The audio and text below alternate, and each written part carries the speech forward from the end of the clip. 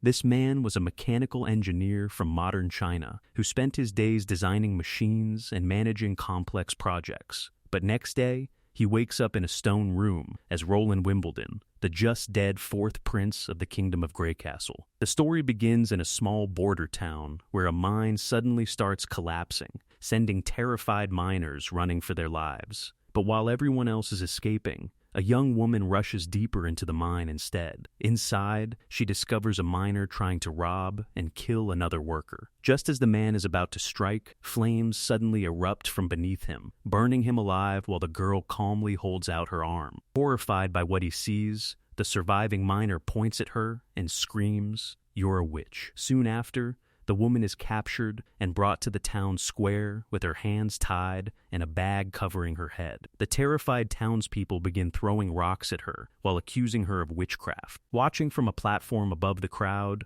a pathetic noble named Baron Boris impatiently complains that His Highness still hasn't arrived to deliver the verdict, while Knight Carter silently stands beside him. At the same time, Lord Baroff, the Assistant Minister of Finance, rushes through the castle searching for the prince, and as he approaches the dining hall, a maid quietly walks past him with a suspicious expression. He goes inside the room of Prince Ronald and finds him unconscious beside a spilled glass of wine. Baroff wakes him up for the execution, and when he wakes up, he looks completely confused and has no idea where he is. Suddenly, a painful headache strikes him, and unfamiliar memories begin flooding into his mind. On the way out, Roland notices the spilled wine beside his seat and quietly wonders what happened to the original Ronald before he woke up in this body. Although still shocked by his situation, Roland greets the cheering crowd upon arrival. Hidden among the spectators, the disguised maid stares at him in disbelief. After hearing the accusations against the young woman,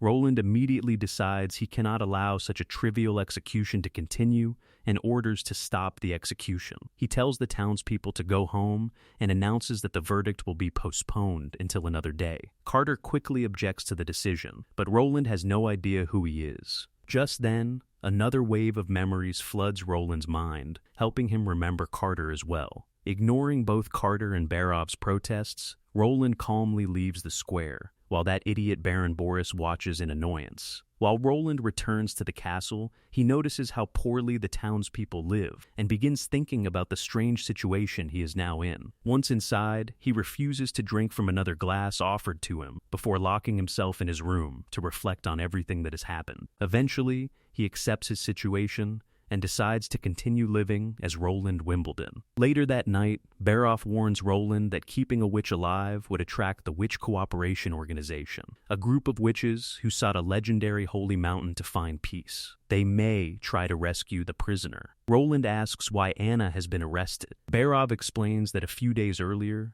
a mine on the North Slope collapsed. During the disaster, Anna used fire magic and allegedly burned a man to death. Curious and skeptical of the superstitions surrounding witches, Roland decides he wants to speak with the witch personally. Baroff tries to talk him out of it, but Roland has already made up his mind. Roland, Baroff, and Carter descend into the castle prison and eventually arrive at the witch's cell. As Roland approaches Anna, Carter warns him that witches are dangerous, even while restrained by divine punishment stones, rare minerals capable of suppressing magical powers. Ignoring the warning, Roland introduces himself and asks Anna to tell him her side of the story. Anna explains that when the mine on the North Slope collapsed, her father became trapped under the rubble. While she was rushing to save him, she saw another miner attempted to kill her father and steal his life savings. In order to protect him, Anna's magic suddenly awakened, and she burned the attacker alive. However, the most painful part of the story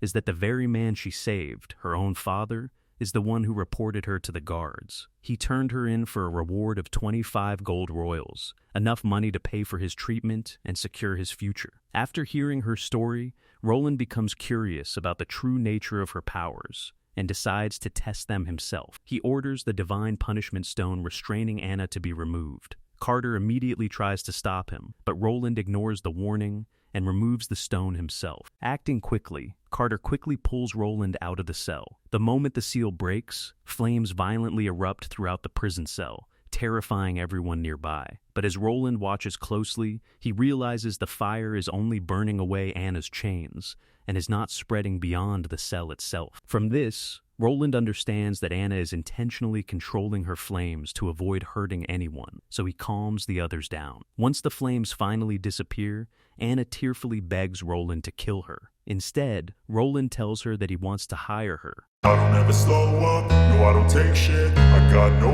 love for the fakeness. If you wanna play tough and wanna hate this, I'll always show up. I don't ever slow